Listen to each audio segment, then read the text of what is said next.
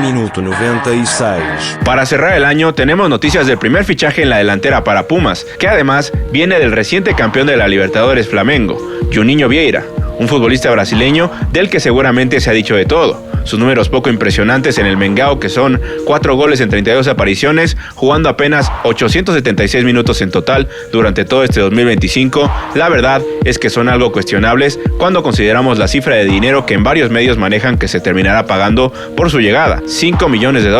Pero en el fútbol mexicano este tipo de números no suelen ser transparentes. A veces es mucho más, a veces mucho menos, según la narrativa de cada club.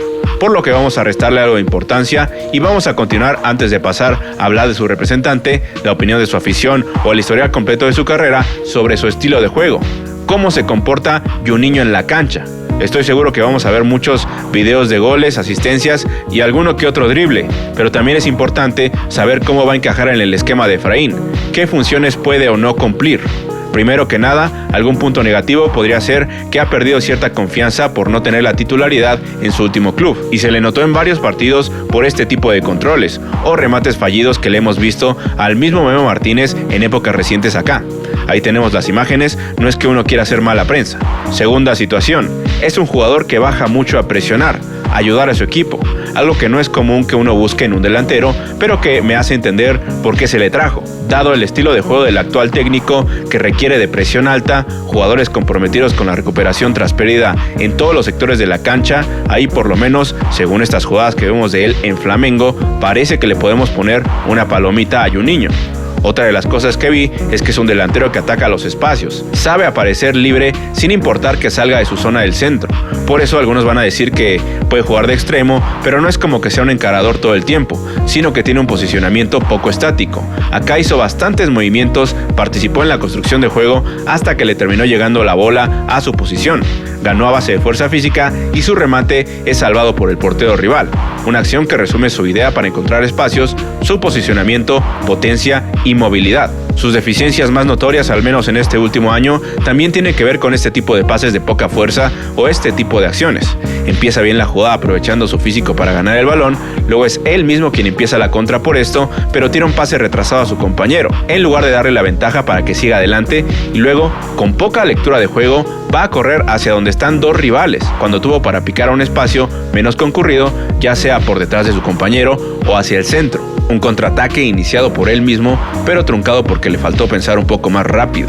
No lo vamos a descartar por una jugada, porque vendrán las hordas de porristas en los comentarios a decirnos que es poca objetividad.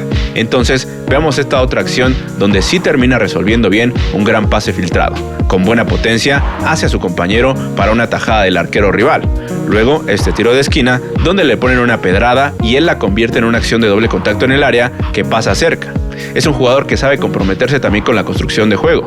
Importante en esta época del fútbol que tu delantero tenga esa versatilidad, pero yo creo que no debería de ser él la solución absoluta para un equipo auriazul que hace tiempo sufre de no tener un 9 que defina partidos.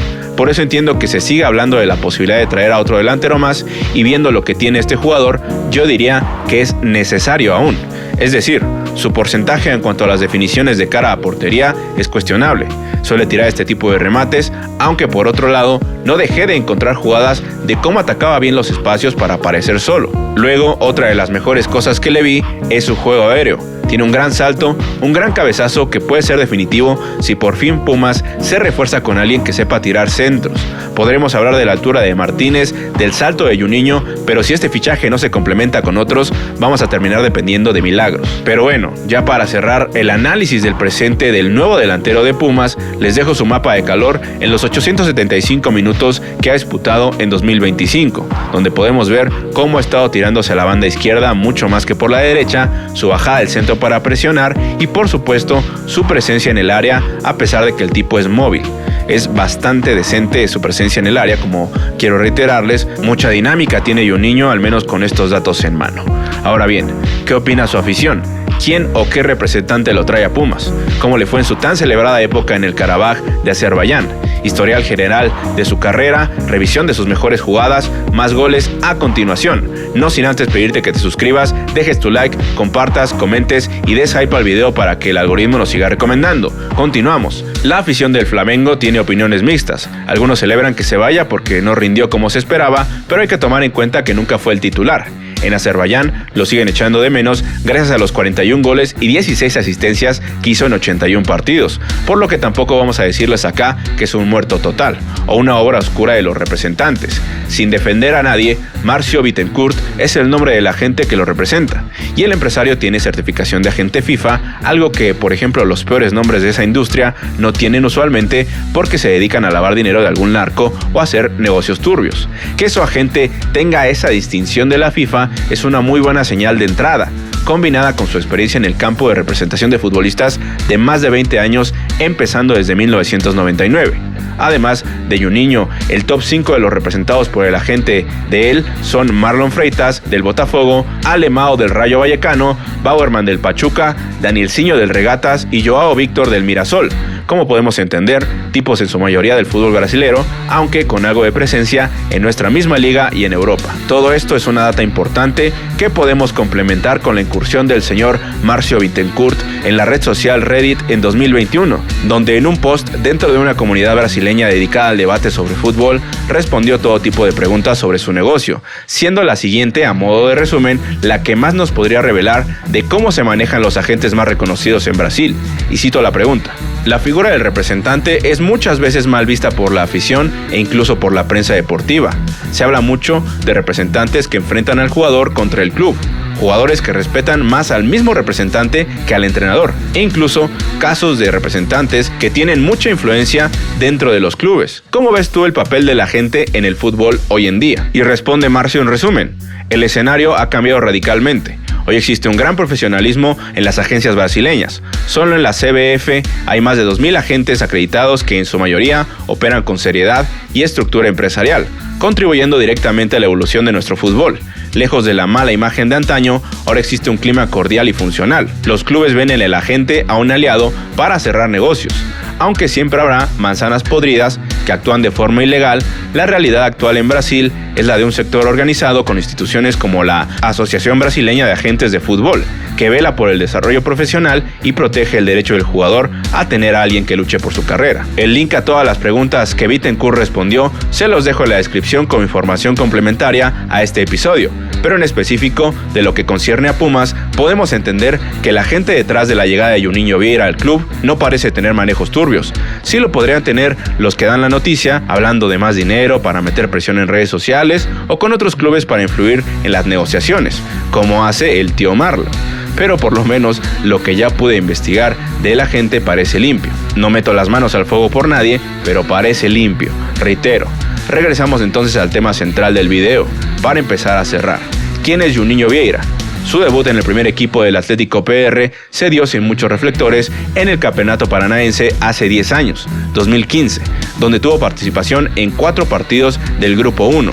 El primero contra el FC Cascavel, del que pudimos encontrar el momento exacto. Saiu o Júnior Barros, o Júnior Joia, tem esse apelido junto aos torcedores do Atlético por ser uma joia rara, segundo os torcedores do Atlético Paranaense. Entrou outro atacante, 18 anos, o Juninho, camisa 19. Juninho entrando no lugar do Júnior Barros. Y por supuesto la primera jugada que hizo, asociándose bien por el centro, apareciendo franco frente a la portería, pero fallando su remate. Na saída em velocidade, Bruno Pelissari tentou passe por dentro, ela sobrou. Olha o chute fraquinho na conclusão do Juninho. Así empezaba con 18 años, un futbolista que pese a ser delantero, no pudo anotar en su siguiente año, donde tuvo 10 apariciones entre la Copa de Brasil y Primera División, destacando su debut en la máxima categoría en una derrota de su equipo contra el Sport Recife, y su entrada para la vuelta contra Grêmio en la Copa de Brasil, donde se quedaron fuera en los penales. Vem pra cobrança, bateu na trave, acabou! Renato consegue classificar o Grêmio. Paulo André chuta na trave, o Grêmio no sufoco, con emoción hasta el fin. En ese mismo año tuvo una breve aventura europea con el Portimonense de Portugal, donde fue convocado apenas 4 veces sin lograr debutar para regresar de inmediato a su país en la siguiente temporada con Grêmio Deportivo Brasil de Pelotas, en la segunda división. Y ahí, en esa tercera temporada, por fin llegaría el gol para el futuro refuerzo de Pumas, que disputó en total 28 juegos entre Liga B, Copa de Liga y Campeonato Gaúcho. El primer tanto que hizo fue nada más y nada menos que contra el Fluminense, y les dejo la narración original del momento. Cruzamento na primeira trave, a bola vai passando por todo mundo, Rodrigo Silva! Gol!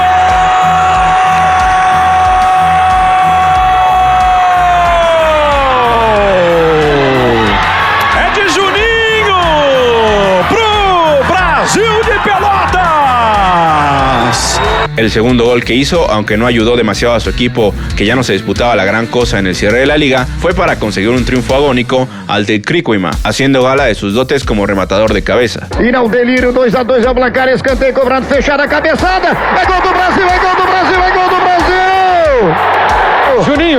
Juninho, de cabeça fuzilou o goleiro, e o Brasil está ganhando de virada é muito mais gostoso, Rodrigo.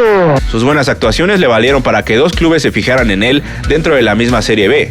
El Gremio Novo Horizontino, con quien disputó el Campeonato Paulista a inicios de año, haciendo 3 goles en 12 partidos, para después recalar en el Figueirense, donde solamente tuvo participación en juegos de Serie B, 25 para ser exactos, donde marcó un par de goles, siendo el más destacable el que hizo en su partido contra el Boasporte, donde ya demostraba un poco más de experiencia tomando responsabilidad para tirar desde fuera del área y luego una buena potencia escapando por la banda, conduciendo sin que los rivales pudieran robarle la bola, entrando a base de esfuerzo y definiendo el que estaba haciendo el mejor gol de su carrera hasta ese entonces. El chico había evolucionado y aunque todavía no tenía un historial súper destacado en cuanto a anotaciones, por lo menos era requerido por más clubes de su país. Vilanova fue su siguiente parada. Ahí disputó 11 partidos en todo el 2019. Consiguió un solo gol, pero su representante por fin trabajaría para hacer que diera el salto de calidad en su formación. Con 21 años, entonces, emigró por segunda vez al fútbol europeo, esta vez con el Estoril Praia de la segunda división portuguesa, donde vivió mejores cosas, anotando 5 goles y 2 asistencias en 23 partidos. Como lo vemos, uno de esos de penal tomando responsabilidad para poner un momentáneo 2-1 sobre el Casa Pia. Y luego este gran gol de media vuelta contra el Nacional para seguir demostrando que al menos en cuanto a definición y mejor presencia en el área, ya tenía más condiciones. Eso mismo hizo que por fin un club se ocupara de darle más estabilidad, el CG Chávez, donde llegó en octubre de 2020 y empezó a tener más actuaciones como esta, donde ya tomaba más el balón para definir golazos o ponía este tipo de remates cruzando al portero. Aunque finalmente alguna serie de lesiones no graves le truncaron un poco el paso en el inicio, en el balance general, durante las 3 temporadas que se mantuvo en la institución, hizo 7 goles en su primer ciclo, ascendió y en la máxima categoría del fútbol portugués se afianzó con 4 anotaciones y 30 partidos disputados. Se había logrado consolidar entonces Juninho como un jugador confiable en una de las ligas B de Europa, aunque como sea, los momentos más dulces de su carrera los viviría con el Karabaj, equipo que lo volteó a ver y adquirió su carta por poco más de $1 millón para reforzarse. Allí el brasileño debutó contra el Rakov de Polonia en una eliminatoria para la Champions, de la cual quedaron fuera, destinados a disputar la Europa League, donde después un gol suyo ante el Helsinki los ayudó a pasar de ronda en la fase previa a los grupos, mientras que en la liga consiguió la impresionante cantidad de 20 goles en 35 partidos, poniéndose como el campeón de goleo y la máxima figura del campeonato de Azerbaiyán, que algunos le darán valor, otros no, pero son cifras interesantes para un delantero que en sus anteriores clubes no pasaba de 10 o 15 goles por temporada, además de que su experiencia internacional era nula o casi nula y estaba demostrando. Eso hizo que su incursión en la Europa League fuera importante, pues hizo 5 goles más, 1 al Haken, 1 al Braga, 1 al Molde y 2 al Leverkusen en una ronda de eliminación claramente dolorosa para su club, que tenía esperanzas de pasar, habiendo logrado poner en jaque a un club poderoso de Alemania, con su recién descubierta figura brasileña que había contribuido en 3 de los 4 goles con una asistencia para aquella eliminatoria. Juninho continuó impresionando en esa primera temporada porque además consiguió hacer partidazos en la Copa Nacional, primero contra el Sabah, metiendo esta asistencia a base de puro físico, luego anotando en 2 ocasiones, presionando bien en la salida rival para cerrar una noche con un gol fácil después de mantenerse en la carrera y ser asistido en un contragolpe. En la siguiente ronda firmó otro doblete contra el Nefci, que puso al equipo en una final, algo valioso para un jugador que venía llegando a la institución, que por supuesto acompañó con otro gol en la definición del título, que se puede ver muchas veces, porque esa paciencia para esperar el pase y encontrar el espacio es digna de destacar en una final, y por supuesto dejaba las expectativas muy altas para la siguiente temporada del brasileño en Europa, que aunque el tipo ya no respondió con la misma intensidad a nivel de la liga local, consiguiendo 3 goles y 2 asistencias apenas en 13 partidos, sí lo hizo en la fase previa a la Champions League, donde hizo 6 goles para intentar acarrear a su equipo en la máxima competencia de clubes de Europa, incluyendo el único triplete de su carrera ante el Lincoln, que empezó con una buena jugada de su equipo para ponerlo en carrera frente a la portería, definición perfecta pegada al poste del brasileño, que después apareció en el área en una jugada posterior como cazagoles perfecto, algo que hace falta en Pumas hace tiempo. para después cerrar su participación goleadora en ese juego con otra definición de crack pegada al palo. Consolidado ya como una de las figuras grandes del Karabaj, cerró su penúltima temporada con 10 goles en total, 4 asistencias en 26 partidos, lo que nos lleva por fin a su reciente etapa en Flamengo, donde no ha sido titular, bajó un poco en confianza, en rendimiento y ha disputado 32 partidos en lo que va del año, incluido uno en la Copa Mundial de Clubes de la FIFA ante el LAFC, y yo destaco algunos momentos recientes de él. Su segundo gol, aunque fuera de rebote, con la camiseta del Flamengo ante el Fluminense en la ida de la final del Campeonato Carioca, que por cierto ganó su club. Después, su único gol en esta temporada en la Primera División de Brasil, que aunque fue decorativo en un 5-1, resume la carrera de un jugador que hasta ahora ha pasado por muchos clubes en diferentes latitudes para buscar consolidarse. Y para cerrar, su importante gol, aunque poco estético, ante Táchira, para darle 3 puntos al que sería el futuro campeón de América. Todos esos momentos, si bien son dulces, no te aseguran qué versión vamos a ver de él en Pumas, la del gran goleador animador en Europa League o la de las apariciones esporádicas en momentos clave.